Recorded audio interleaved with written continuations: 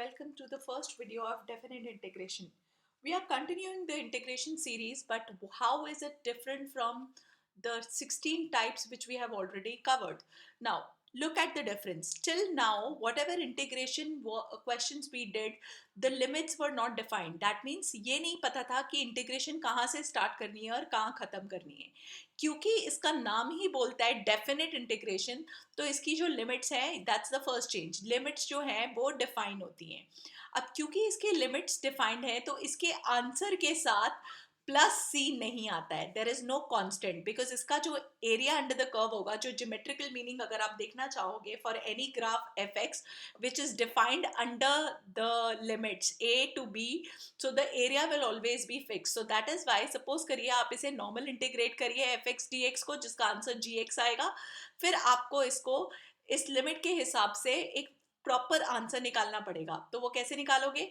पहले आप x की जगह अपर लिमिट पुट कर दोगे माइनस, फिर आप लोअर लिमिट पुट कर दोगे. So this is how we will get a fixed answer for a definite integration question. That means indefinite integration में बहुत सारे आंसर्स हो सकते हैं, राइट, डिपेंडिंग अपॉन कि क्या मेथड आपने फॉलो किया है. But when you talk about a definite integration question there can only be one answer.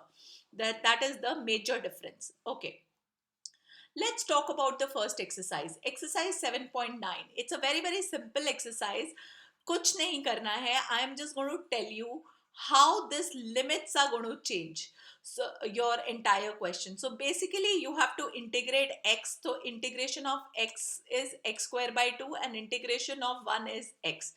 And then you have to, in place of x, you will put upper limit first, that is 1, and then put a minus sign and then put a lower limit. That is again minus 1 का whole square करोगे तो 1 by 2 ही आएगा, plus minus 1, right?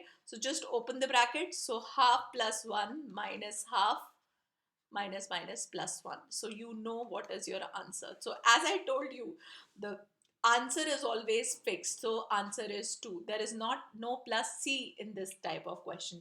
Similarly, if you talk about integration of 1 by x, children, again you know how to find the integration of 1 by x. It is log mod x, and again you can put upper limit minus lower limit.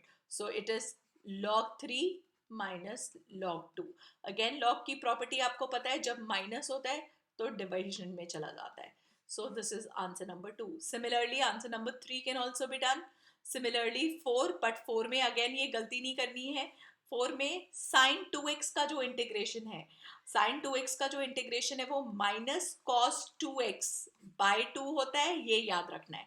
Upon 2 क्यों आया वो आपको पता है, क्योंकि हर फॉर्मूले में जो मैंने आपको फर्स्ट वीडियो में सिखाया था D by D x of 2x जो कि 2 होता है. So again 0 to 4, sorry, pi by 4, and again you know how to. I can take minus half common, children, and then I can put the limit. So cos 2 into pi by 4 is cos 90, right, children, minus cos 0. So you know what is the value of cos 90, right? Cos 90 is 0 and cos 0 is 1. So again you know the answer, which is half. So every question in this will have a particular answer, fixed answer. There will be no c in it. Similarly cos 2x का भी same, sin 2x upon 2, again आप limits put कर दोगे. e to the power x का integration भी e to the power x upon 2 होता है. tan x का इंटीग्रेशन भी डायरेक्ट होता है, यानी या तो आप log sec x भी लिख सकते हो या माइनस log cos x भी लिख सकते हो, जो आप लिखना चाहो. cosec x का अगेन आपको इंटीग्रेशन पता है, log mod cosec x minus cot x, again upper limit minus lower limit. Again इसका direct formula dx upon under root of 1 minus x square. अगर आपको याद हो साइन इनवर्स x का इंटीग्रेशन होता है, this is tan inverse x का integration, right.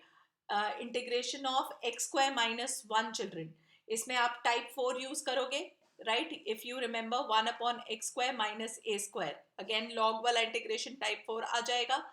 That ways. Similarly, look here, cos square x. How can you write cos square x, children? I hope you remember. Again we have done this question. Can I write this as cos square x as 1 minus cos 2x upon 2? and now I can integrate, right? इसमें ये x upon x square plus one है, इसमें आप क्या करोगे, आप x square plus one को t put कर दोगे, आपको सब्सटीट्यूशन ऑलरेडी आता है. Let me just show you how to do question number 13. Integration of 2 to 3 x upon x square plus 1 children. If you will put x square plus 1 as t, so 2x dx is equal to dt हो जाएगा. अब क्योंकि मैंने पूरा question को change कर दिया है बेटा, I don't need 2 here, so can I take 2 that side? So this question is dt by 2 and this is t, right children? Now what will happen here? Now check करिए, ये जो limits है बेटा, ये विद रिस्पेक्ट टू x है, यानी कि ये x की लिमिट थी. तो चेक करो t की लिमिट क्या आएगी. कैन आई से when x is 2, t will be 1 plus 2 का square, that is 5, and when x is 3, t will be 1 plus 3 का स्क्वायर, यानी कि 9 plus 1 10. So this is 5 and 10. Again 1 by 2 बाहर चला जाएगा. log mod t, again आपको limits put करनी आती है 5 and 10. So this is how you will solve, right? Okay, let's move on to question number 14. Again अगर आप question number 14 करना चाहो तो again 14 कैसे हो जाएगा, आप 5x स्क्वायर प्लस 1 को t पुट कर सकते हो सेम वे, और आप इसे अलग अलग कर सकते हो, यानी कि 2x upon 5x square plus 1 अलग, plus 3 upon 1 upon 5x square plus 1 अलग. अगेन आपको पता है इसमें तो आप t पुट करके ऊपर dt में सारी लिमिट्स भी चेंज हो जाएंगी. यहाँ लिमिट 0 to 1 है, तो जब आप t पुट करोगे तो यहाँ पे x की जगह 0 पुट करोगे तो t जो है वो 1 आ जाएगा, और x की जगह 1 पुट करोगे तो जो t है 6 हो जाएगा. तो लिमिट्स चेंज हो जाएंगी. वेराज ये क्वेश्चन आपको डायरेक्टली करना आता है, आप 5 बाहर ले जाओगे तो dx upon x square plus 1 by 5, अगर मैं 5 बाहर लेके गई हूँ, राइट चिल्ड्रन, यानी कि मैंने अपॉन 5 भी किया और इंटू 5 भी किया. इंटू 5 वाला तो बाहर चला गया, अपॉन 5 वाला दोनों टर्म से डिवाइड हो गया, right children. So this you can solve it integration of 1 upon x square plus A square का फॉर्मूला, राइट, जो आपको ऑलरेडी पता है, tan 1 अपॉन ए tan इनवर्स एक्स बाय ए होता है, right. Okay, now what you have to do, this is question number 14. Now in question number 15, again have a look at question number 15. Integration of x into e to the power x square dx. Again जब आप इसको करोगे, again आपको again दिख रहा है x square को अगर आप t पुट करोगे तो 2x dx is equal to dt होता है. अगेन हमें ये 2 नहीं चाहिए तो 2 नीचे चला जाएगा, तो 1/2 dt और e to the power t हो गया, राइट बेटा.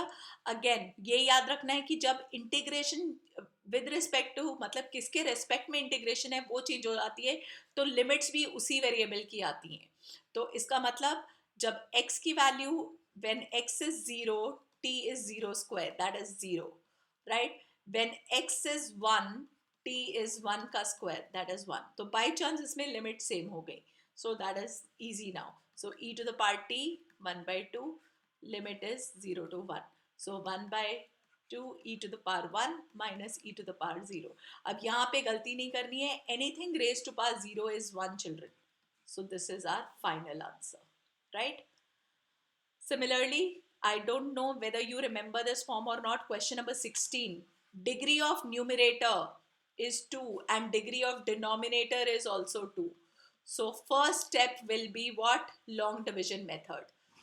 5x square, x square plus 4x plus 3. So किससे 5 से मल्टीप्लाई हो जाएगा, तो 5x square plus 5 4s are 20x plus 5 3s are 15. Subtract कर दीजिए, ये कैंसिल आउट हो गया, माइनस 20x माइनस 15. सो क्या होता है, स्प्लिट कैसे होता है, quotient plus remainder upon divisor. Again आपको लीनियर अपॉन क्वाड्रेटिक वाली फॉर्म को करना आता ही है, राइट. आप इंटीग्रेशन अलग अलग करके फिर आप सॉल्व कर लोगे. अगेन इसमें भी integration of sec square x अलग हो जाएगा, right. Integration of x cube आप अलग करोगे, इंटीग्रेशन ऑफ 2 अलग करोगे. सेक्स स्क्वायर एक्स का इंटीग्रेशन आपको डायरेक्टली पता है tan x होता है, एक्स क्यूब का integration x to the power 4/4 होता है, और 2 का इंटीग्रेशन 2x होता है.